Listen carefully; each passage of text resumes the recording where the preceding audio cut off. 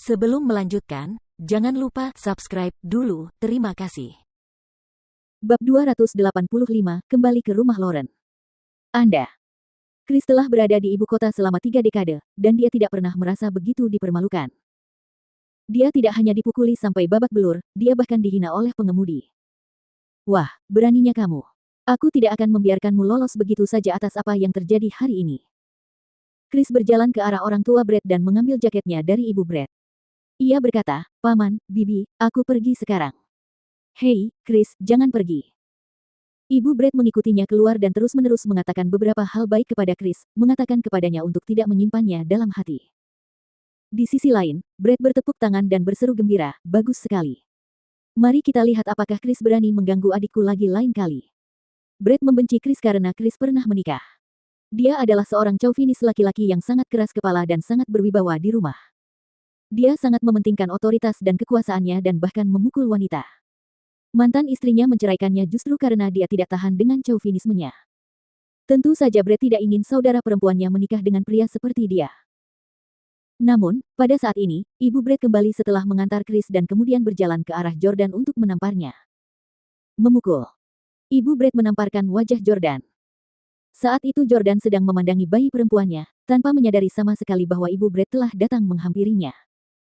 Ibu Brett tampak sangat marah, dan ia berteriak pada Jordan, "Kau hanya seorang sopir. Beraninya kau memukuli Tuan Heng. Kau tahu apa statusmu dan apa statusnya. Tuan Heng akan menjadi menantu kita, yang berarti dia akan menjadi majikanmu di masa depan. Apa kau ingin mati?" Melihat Jordan dipukuli, Lauren bergegas datang dan meratap, "Bu, kok ibu bisa memukulnya?" Ibu Brett, Marissa, berkata dengan nada membenarkan diri sendiri, "Dia mengusir menantu laki-lakiku. Apakah dia tidak pantas ditampar?" Lauren baru saja akan membantah dan membalas, tetapi yang mengejutkannya, Chloe bergegas mendekat dan memeluk Jordan untuk melindunginya. Dia membentak Marissa, "Nenek, jangan pukul ayah." Semua orang langsung tercengang. Orang tua Brett tercengang, dan Clarice tidak dapat menahan diri untuk bertanya, "Chloe, apa yang kamu katakan? Pria ini adalah ayahmu. Kaulah orang yang menghamili Lauren saat itu." Selain Brett, yang lain menatap Jordan dengan kaget dan benci. Sebelum Jordan sempat mengakuinya, Lauren buru-buru menjelaskan, "Tidak, Chloe mengada-ada. Dia tidak ada hubungannya dengan Jordan. Dia hanya sangat ingin punya ayah." Mendengar penjelasan Lauren, Clarice menghela napas lega. "Kau membuatku takut. Kupikir itu benar. Jika kau hamil dengan anak seorang sopir saat itu sungguh tidak akan ada gunanya." "Haha." Lauren mengabaikan Clarice dan malah menatap Jordan. "Kau tidak terluka, kan?" Jordan menggelengkan kepalanya. Ia menganggap tamparan itu sebagai kompensasi kepada Lauren. Lauren melotot ke arah orang tuanya dengan tidak senang. "Aku pulang dulu." Brett buru-buru berkata, "Biarkan sopirku mengantarmu ke sana." Lauren melirik Jordan, yang juga ingin tetap tinggal bersama mereka. Dia berkata, "Baiklah." Mereka bertiga keluar. Lauren mengendarai Jeep Wrangler merah. Ketika mereka sampai di mobil, Jordan mengambil inisiatif dan berkata, "Biarkan aku yang menyetir."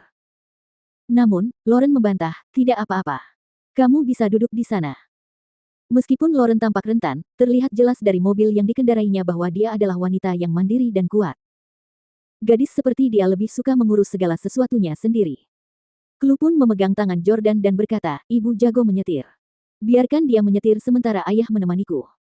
Jordan mencubit pipi mungil Chloe. Sejak pertama kali mereka bertemu di kafe, ia sudah bisa merasakan bahwa Chloe sangat menyayanginya dan punya banyak hal untuk diceritakan kepadanya. Ia ingat bahwa Audrey tidak dapat menahan diri untuk tidak memeluknya saat ia berada di sana untuk kedua kalinya. Setelah Audrey menggendongnya, Jordan ingin menggendongnya juga. Ketika Jordan hendak menggendong Chloe membuka lengannya untuk membiarkan Jordan melakukannya. Namun, Lauren menghentikan mereka. Jordan tidak tahu mengapa Lauren tidak mengizinkannya mengandung putrinya sendiri.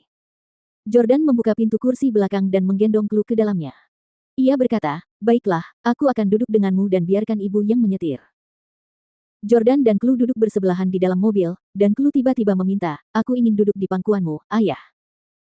Lauren, yang duduk di kursi pengemudi, dengan panik menegur Chloe. "Chloe." Namun, Jordan mengangkat Chloe dan meletakkannya di pangkuannya sebelum berkata kepada Lauren, "Biarkan dia duduk seperti ini. Aku akan menggendongnya. Semuanya akan aman." Lauren menggelengkan kepalanya. Chloe biasanya sangat penurut, tetapi entah mengapa dia agak nakal hari ini. Keahlian Lauren dalam mengemudi memang luar biasa, terutama dalam hal parkir. Ia dapat memarkir mobilnya dengan mudah tanpa melihat rekaman kamera belakang. Tak lama kemudian, ketiganya kembali ke rumah tempat mereka tinggal. Jordan bertanya, "Mengapa kamu tinggal di sini? Apakah karena kamu diusir oleh keluargamu setelah apa yang terjadi di antara kita?" Lauren berkata, "Sayalah yang ingin pindah. Orang tua saya terus-menerus menyuruh saya pergi kencan buta saat saya tinggal di sana. Itu benar-benar menyebalkan." Jordan bertanya dengan rasa ingin tahu, "Mengapa kamu tidak menikah selama beberapa tahun terakhir?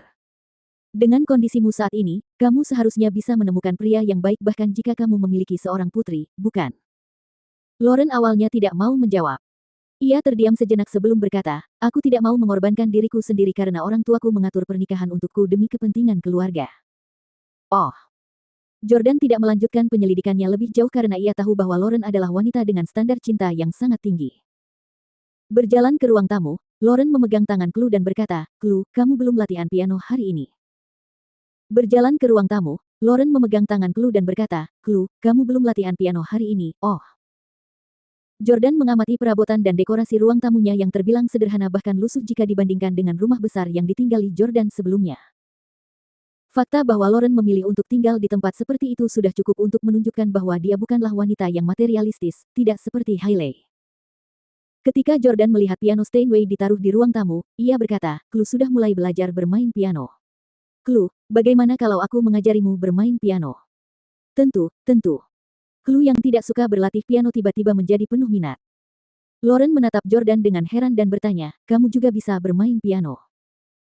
Mungkin dia berpikir bahwa laki-laki seperti Jordan, yang ahli dalam seni bela diri, mungkin tidak begitu ahli dalam hal-hal artistik seperti itu. Jordan berkata, "Pianis terkenal di dunia, Evan Cadence, adalah juniorku. Jangan khawatir, serahkan saja padaku untuk mengajari Chloe bermain piano mulai sekarang." Sambil menggendong Chloe, Jordan duduk di samping piano dan memainkan sebuah lagu, yang membuat Chloe bertepuk tangan. Melihat kemampuan piano Jordan, Lauren merasa lega.